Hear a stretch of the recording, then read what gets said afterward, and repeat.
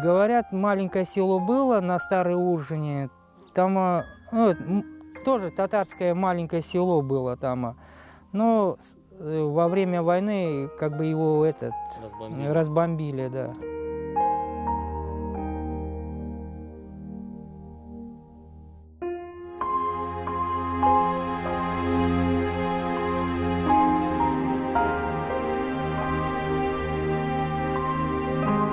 А сейчас ничего нет, Господи. Одни вот камни да степь кругом. И все, больше ничего.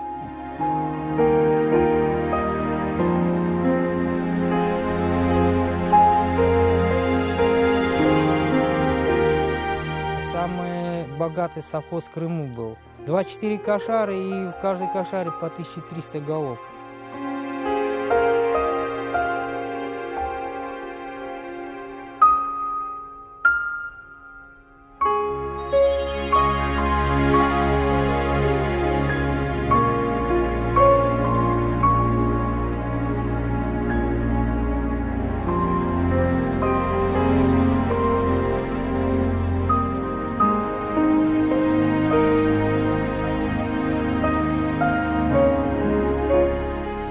Никому не нужно, абсолютно.